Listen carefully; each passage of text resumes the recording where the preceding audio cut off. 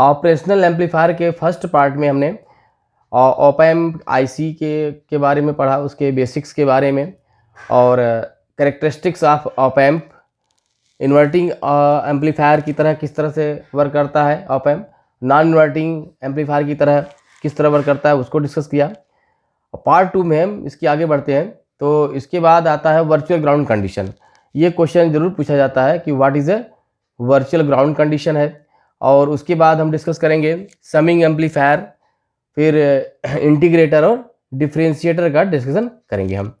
तो please channel को like कर दीजिए, सब्सक्राइब कर दीजिए और ज़्यादा से ज़्यादा शेयर कर दीजिए। ओके, तो आगे बढ़ते हैं।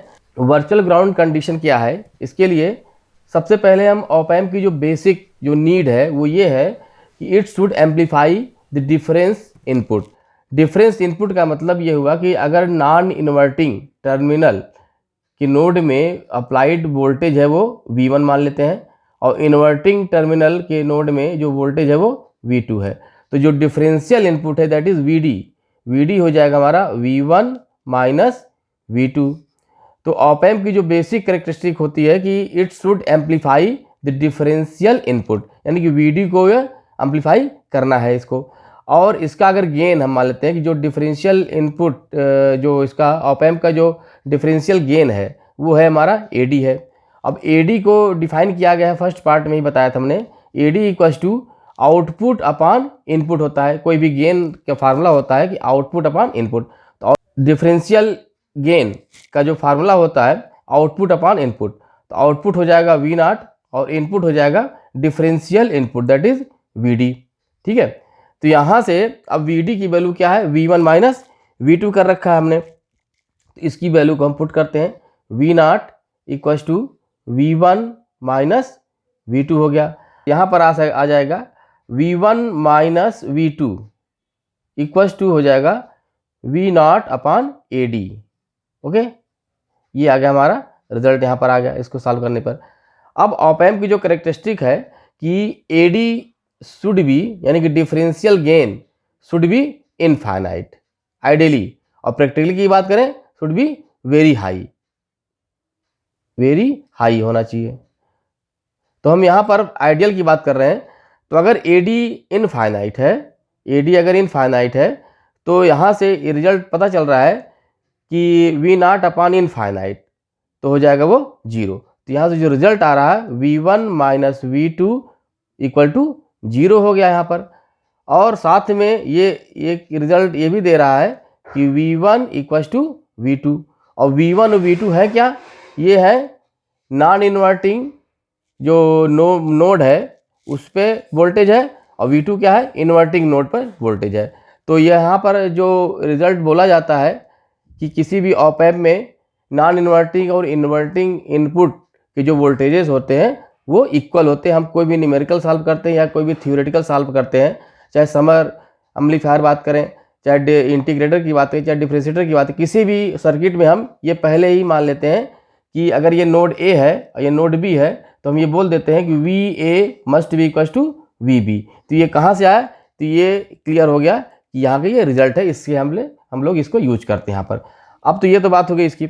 अब यहाँ पर हमने जो ये सर्किट बना रखा है, अगर हम ये मान लें कि जो नॉन इन्वर्टिंग इनपुट है दैट इज ग्राउंडेड, इसको हमने क्या कर रखा है, ग्राउंड कर रखा है, तो इस केस में ये हो जाएगा हमारा V1 क्या हो जाएगा हमारा 0, ये हो जाएगा हमारा 0, और ये रिजल्ट आ चुका है कि V1 must be equal to V2, तो V2 भी 0 हो जाएगा। If V1 equal to 0 then V2 will also be 0, ये है। तो V1 को हमने ग्राउंड कर रखा है, जबकि V2 को ग्राउंड नहीं किया है। V2 से हमने R1 रेजिस्टेंस लगाया और साथ में एक इनपुट दिया है, और इनपुट देने के बाद ग्राउंड है। तो अगर हम इसको कैलकुलेट करें तो V2 must not be equal to 0, V2 को 0 नहीं होना है, जबकि यहाँ पर रिजल्ट बता रहा है V2 इक्वल टू 0। तो ये क्यों आ रहा है, ये हमेशा नहीं होगा, ये तभी होगा जब नॉन इन्वर्टिंग इनपुट ग्राउंड किया गया है। V1 0 है और V1 इक्वल टू V2 होता ही हमेशा होता है किसी भी कंडीशन में ऑप एम्प में, तो वहाँ से इस रिजल्ट यूज करते हुए ये आ गया हमारा V2 इक्वल टू 0। तो यहाँ पर ग्राउंड तो किया गया है नॉन इन्वर्टिंग टर्मिनल को, जबकि रिजल्ट जो बता रहा है कि inverting terminal is also grounded, जबकि है नहीं, तो यहाँ पर V2 इक्वल टू 0 होगा। तो इसी को बोलते हैं वर्चुअली ग्राउंडेड है, जबकि ये फिजिकली ग्राउंडेड नहीं है ये यहाँ पर। तो इस कंडीशन को बोलते हैं वर्चुअल ग्राउंड कंडीशन, क्योंकि V2 ग्राउंड नहीं किया गया, उसके बावजूद V1 के ग्राउंड होने के कारण V2 भी ग्राउंड हो जा रहा है, V2 इक्वल टू 0 हो जा रहा है। तो इसी को बोलते हैं virtual ground condition. Okay, summing amplifier में हमने निगेटिव टर्मिनल यानी कि इन्वर्टिंग टर्मिनल में हमने 3 इनपुट दिया हुआ है, V1, V2, V3, और इसके रेजिस्टेंसेस हैं R1, R2, R3 रिस्पेक्टिवली, और यहाँ पर एक फीडबैक रेजिस्टेंस लगाया हुआ है RF का, और नॉन इन्वर्टिंग टर्मिनल को ग्राउंड किया हुआ है। तो ये अगर नोड A है, ये मान लेते हैं कि जो इन्वर्टिंग इनपुट का जो नोड A है, और इसको नोड B मान लेते हैं, तो हमारी जो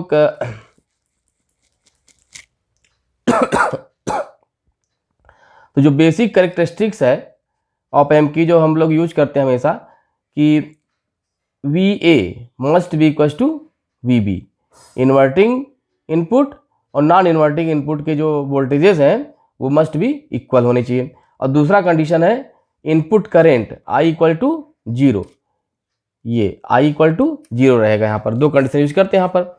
और ये भी है कि जो नॉन इन्वर्टिंग इनपुट है वो ग्राउंड कर रखा है, तो यहाँ से आ जाएगा कि सिंस VB इक्वल टू 0 हमने ग्राउंड कर रखा है, तो यहाँ से रिजल्ट आ जाएगा VA must be equal to 0 हो गया।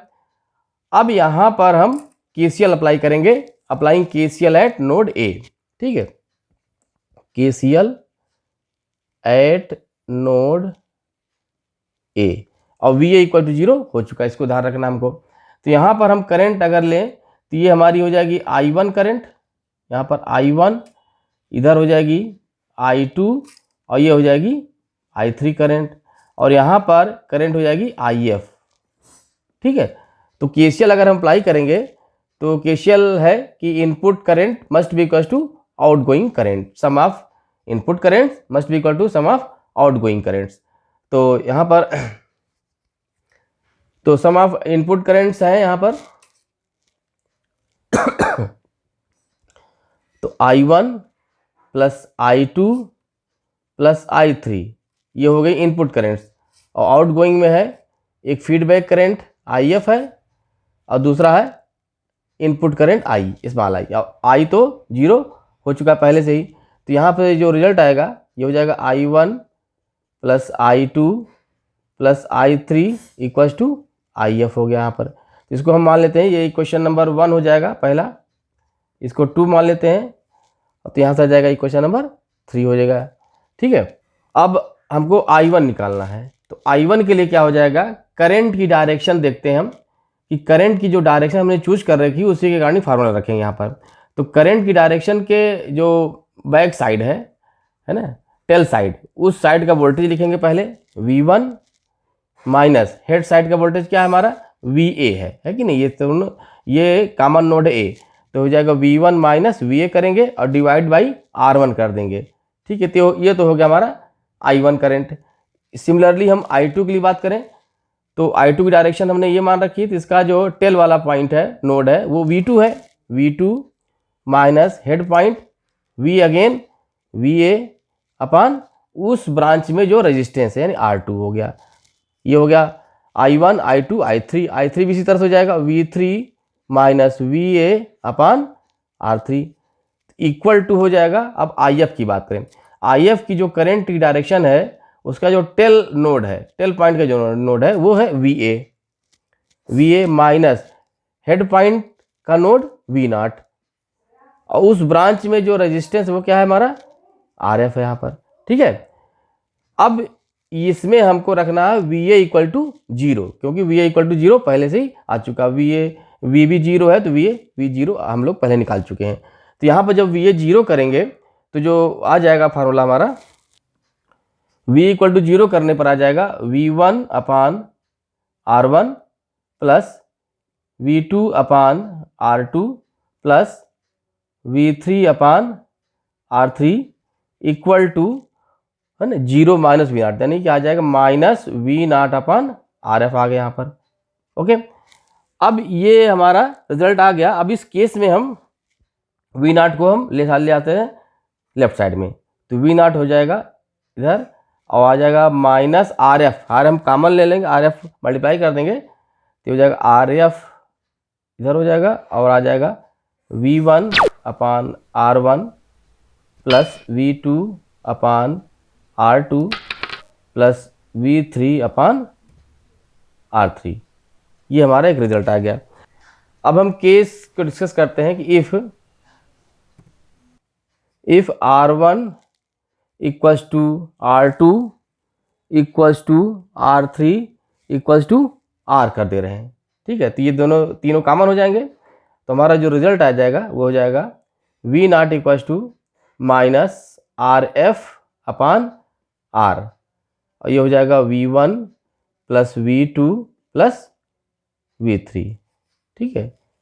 तो ये हमारा एक रिजल्ट आ गया। अब इसमें भी केस बना सकते हैं कि if R F equals to R कर दें, हम आर एफ की वैल्यू आर के बराबर कर देंगे तो ये सिंपली हो जाएगा minus of V one. If R F equals to R कर देते हैं तो ये कैंसिल हो जाएगा, तो वी नाट इक्वल्स टू हो जाएगा minus of V one plus V two plus V three. इसी तरह से हम आर एफ की वैल्यू को 2 टाइम्स आर कर दें तो इसकी स्केलिंग हो जाएगी minus 2 times of V one plus V two plus V three, three R कर देंगे, इसी तरह से ये बढ़ता जाएगा। ये केस अलग अलग आप लिख सकते हैं उसमें, ओके। अब एक केस आता है, एक क्वेश्चन आता है वोल्टेज फॉलोवर का। वोल्टेज फॉलोवर के लिए हम नॉन इन्वर्टिंग एम्पलीफायर की बात करेंगे, नॉन इन्वर्टिंग ऑप एम्प की बात करेंगे, जो आप लोग वीडियो के फर्स्ट पार्ट में, ऑप एम्प के फर्स्ट पार्ट में आप लोग पढ़ चुके हैं।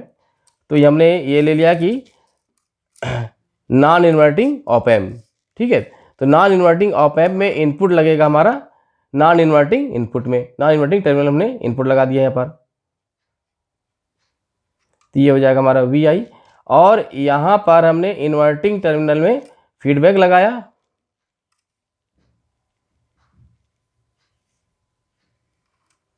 तो ये हमारा फीडबैक है आर एफ, और यहाँ पर एक रेजिस्टेंस लगाते हैं, फिर उसके बाद यहाँ पर ग्राउंड करते हैं, ठीक है। तो ये हो जाएगा आर वन। इस केस में हमने डिराइव किया था कि जो वी नाट की वैल्यू है वो आती है 1 plus R F upon R one into V I, ठीक है। अब वोल्टेज फॉलोवर की जब बात करेंगे तो एक केस आता है इसमें कि if R F equals to zero, यानी कि फीडबैक रेजिस्टेंस को हमने जीरो कर दिया। जीरो करने का मतलब इसको शॉर्ट कर दिया, तो यहाँ पर इसको हमने जब शॉर्ट कर देंगे तो आर एफ जीरो करने का मतलब ये यहाँ पर कोई भी रेजिस्टेंस वो नहीं करेगा। उस केस में जो इसका गेन होगा, गेन एक्चुअली इसका क्या था, V naught upon V I, gain था जो वो था 1 plus R F upon R one. अब आर एफ को जीरो कर दिया तो जो गेन हुआ हमारा हो गया V naught upon V I equal to हो जाएगा वो 1, ओके। आर एफ को जीरो करने पर तो इसका गेन हो गया 1। तो इस केस में जो हमारा वी नाट हो जाएगा, V naught equal to V I ही आएगा, ये है, ठीक है। तो इसी को बोलते हैं वोल्टेज फॉलोवर। वोल्टेज फॉलोवर क्यों बोलते हैं, क्योंकि हमने अप्लाई किया इनपुट वी आई और सेम इनपुट वही हमारे पास आ रहा वी नाट करके, तो इसलिए वोल्टेज को फॉलो कर रहा है। जो हमारा आउटपुट है that follows the input, hence it is called as a voltage follower. और इसकी कंडीशन क्या है, इसकी कंडीशन है कि पहली कंडीशन ये है कि it should be non inverting op amp, और दूसरी कंडीशन है कि इसका जो फीडबैक रेजिस्टेंस है वो जीरो होना चाहिए, ओके। तो ये हो गया हमारा वोल्टेज फॉलोवर का। अब आते हैं इंटीग्रेटर के सर्किट में। इंटीग्रेटर और डिफरेंशिएटर सर्किट बहुत ही इंपॉर्टेंट है, और दोनों में एक ही कॉमन कॉन्सेप्ट है। अगर उस कॉन्सेप्ट को आप समझ जाएंगे तो दोनों आराम से एक ही तरीके से सॉल्व हो जाएगा, ठीक है। और ये बहुत ही पॉपुलर क्वेश्चन है इंटीग्रेटर और डिफरेंशिएटर का, उसको आना ज़रूरी है, ये मतलब आता ही रहता है। तो यहाँ पर इंटीग्रेटर और डिफरेंशिएटर की जो बेसिक सर्किट है, हम पूरा डिटेल में नहीं करेंगे, कॉम्प्लेक्स की बात नहीं करेंगे, हम जो नॉर्मल बेसिक सर्किट होता है जिससे है मतलब बस एक रिवीजन के पॉइंट ऑफ व्यू से हम बात कर रहे हैं। तो कैपेसिटर का होता है, ठीक है। इंटीग्रेटर में कैपेसिटर रहेगा फीडबैक के पाथ में, और डिफरेंशिएटर में जो इंटीग्रेटर रहेगा वो यहाँ पर इनपुट पर रहेगा, इन्वर्टिंग इनपुट में रहेगा। यहाँ पर ये ध्यान देना बस। तो इंटीग्रेटर की बात करें तो कैपेसिटर रहेगा हमारा फीडबैक में, ओके। तो इसको आप फीडबैक में अप्लाई कर दीजिए।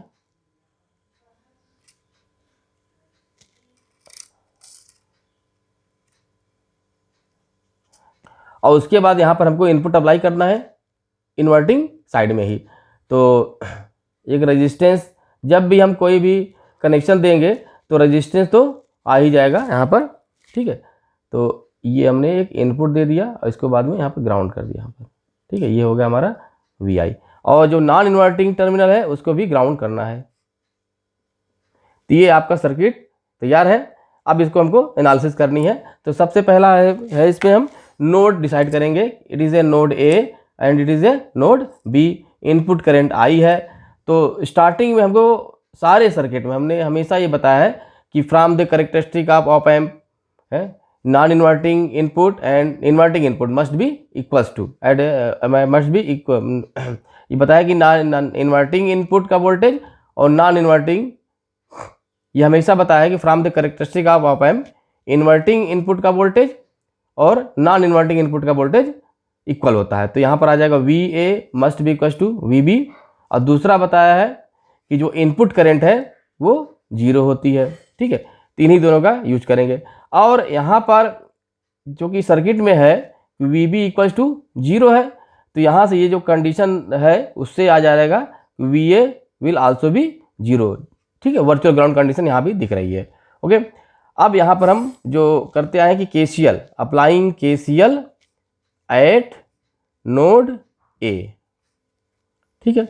यहाँ पे इनपुट करंट मैंने मान रखा है कि I1 है और ये क्या आ जाएगा IF है, फीडबैक करंट। तो यहाँ से आ जाएगा इनपुट करंट एक ही है I1 और आउटगोइंग करंट है IF प्लस I की 0 है, तो ये हो जाएगा हमारा I1 इक्वल टू IF, ठीक है। तो इक्वेशन नंबर 1 2 और ये हो जाएगा 3, है ना, 1 2, इसको भी आप 3 कर सकते हैं, ये 3 है, ये तब ये हो जाएगा 4, ओके। तो ये हमारा ये इंपॉर्टेंट एक पॉइंट आ गया यहाँ पर। तो यहाँ तक सॉल्व करने में आपने भी इंटीग्रेटर का कुछ भी नहीं किया, ये बेसिक है। यहाँ तक तो आपको सभी सर्किट में करना ही करना होता है। अब आते हैं यहाँ पर I1 निकालने का। I1 निकालना आसान है, आप सीख चुके हैं। I1 इक्वल टू क्या हो जाएगा, जिस ब्रांच की बात करें, करंट की डायरेक्शन हमने जो चूज कर रखी है उसका टेल वाला नोड रखेंगे। पहले VI हो गया, हेड वाला नोड क्या है VA है, उसको माइनस करके रख दिया। डिवाइड करेंगे उस ब्रांच में रेजिस्टेंस, ये मान लें हमने R रखा है, तो क्या हो जाएगा R। तो VA क्या है हमारा 0 है, यहाँ से अभी निकाल चुके हैं वर्चुअल ग्राउंड कंडीशन से। तो I1 हमारा आ जाएगा VI अपॉन R। I1 हो गया VI अपॉन R। तो ये हमारा होगा इक्वेशन नंबर 5। अब बचा IF। तो IF के लिए हमको ये पता करना है कि जब करंट फ्लो करेगी तो करंट फ्लो करने के जो कैपेसिटर में पहले जो प्लेट होती है वो पॉजिटिव होती है और उसके बाद ये निगेटिव होती है, ये पता होगा आपको। अब मान लेते हैं कि इसके क्रॉस जो वोल्टेज है वो क्या है हमारा VC है, ओके, ठीक। अब ये किसी भी कैपेसिटर की बात करें हम, किसी भी कैपेसिटर में है, ठीक है, उसका कैपेसिटेंस C है, करंट की डायरेक्शन यही है I है, ठीक है। तो ये प्लस हो जाएगा, ये माइनस हो जाएगा, इसका वोल्टेज डिफरेंस VC है यहाँ पर। तो Q इक्वल टू होता है CV और जो करंट फ्लो कर रहा है यानी कि IF इक्वल टू क्या हो जाएगा DQ अपॉन DT होता है, ओके, ठीक है। तो Q इक्वल टू जो CV है वो एक्चुअली CVC होगा ना, voltage difference across the plate of capacitor. तो DQ अपॉन DT और Q इक्वल टू CVC, इसको पुट करेंगे यहाँ पर, तो आ जाएगा IF इक्वल टू हो जाएगा D ब्रैकेट में Q CVC, Q equal to CV होता है और V की जगह VC रखें, क्योंकि यहाँ V क्या है voltage difference across the capacitor, जो कि क्या है VC है, अपॉन DT कर दिया यहाँ पर।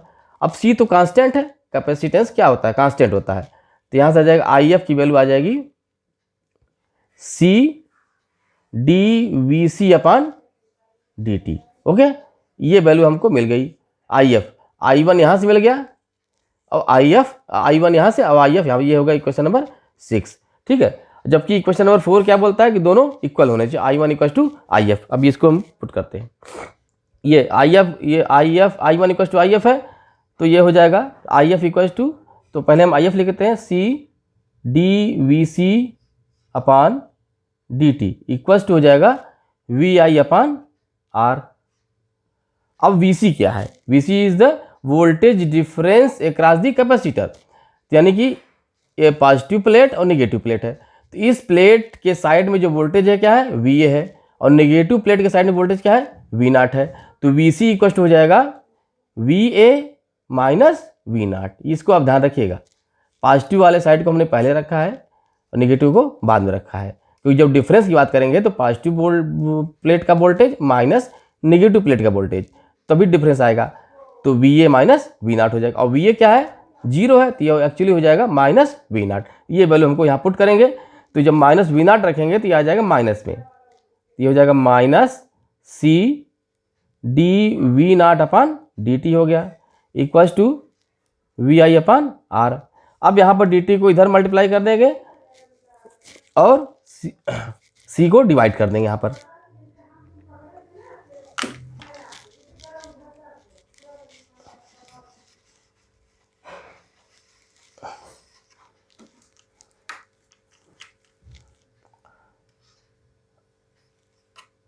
तो यहाँ पर अब ट्रांसफर करेंगे, D V naught equal to हो जाएगा, सी इधर आ जाएगा, 1 अपान आर सी हो जाएगा और माइनस के साथ आ जाएगा, यानी माइनस 1 अपान आर सी, ठीक है, वी आई डी टी, ठीक है, अपान डी टी में है।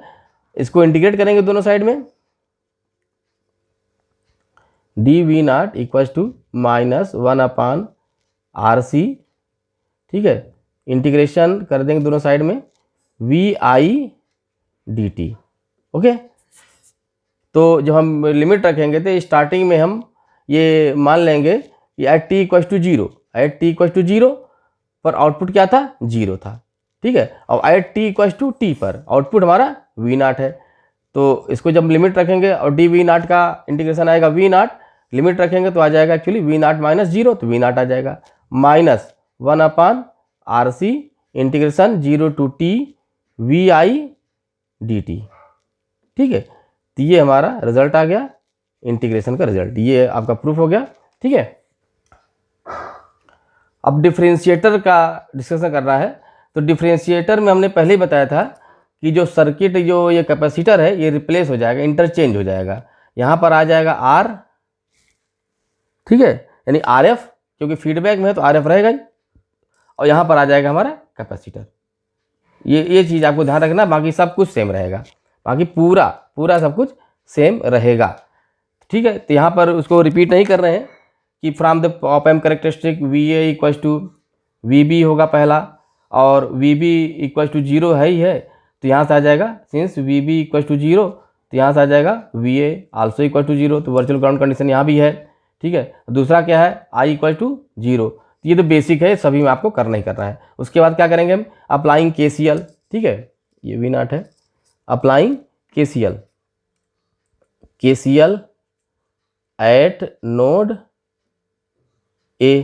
तो यहाँ पर क्या है, इनपुट करंट हम इसको मान लेते हैं I1 है, और ये हो जाएगा IF दिया ही है, ठीक है। तो I1 इक्वल्स टू हो जाएगा IF प्लस I 0 है, तो ये सिंपली आ जाएगा I1 इक्वल्स टू IF हो गया। इक्वेशन नंबर आप इस तरह से बना सकते हैं, 1 2 3 जो भी बनेगा, ठीक है।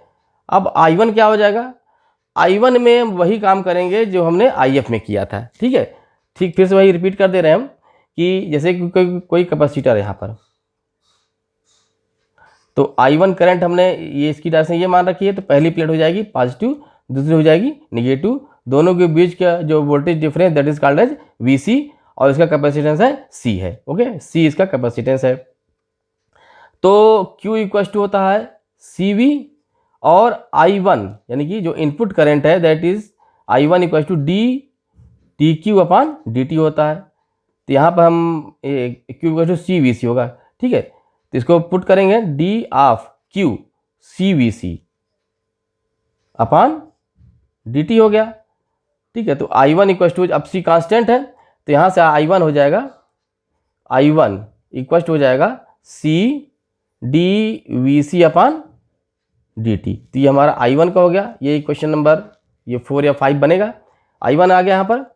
अब IF की बात करें तो IF में वही जनरल फार्मूला चलेगा, IF इक्वल टू हो जाएगा हमारा जो इसका टेल पॉइंट है, जो डायरेक्शन हमने मान रखी है करंट की, उसका टेल वाला पॉइंट VA है, VA को पहले रखेंगे, माइनस हेड वाला पॉइंट V0 अपान उस ब्रांच में जो रेजिस्टेंस है दैट इज RF। VA की वैल्यू 0, ये हो जाएगा हमारा IF equal to minus V naught upon R F हो गया। तो ये हमारा I1 भी आ गया और IF भी आ गया, और I1 must be equal to IF है। इन दोनों को वैल्यू को हम इक्वेट करेंगे तो ये हो जाएगा I1 इक्वल टू IF है, तो I1 की वैल्यू हो जाएगी C dVc upon dt equals to IF minus V naught upon RF होगा। अब VC इक्वल्स टू क्या हो जाएगा, यहाँ पर पॉजिटिव है, ये नेगेटिव है, तो VC इक्वल्स टू हो जाएगा, यहाँ पर VC निकाल लेते हैं, VC equals to positive side का वोल्टेज क्या है, VI है, नेगेटिव साइड का वोल्टेज क्या है, VA है, और VA क्या है, 0 है, तो सिंपली VC क्या हो जाएगा, VI हो जाएगा। VC इक्वल्स टू VI, तो VC को रिप्लेस कर देंगे हम VI से, VC इक्वल्स टू VI, तो ये हो जाएगा C dVi upon dt equals to minus V naught upon RF।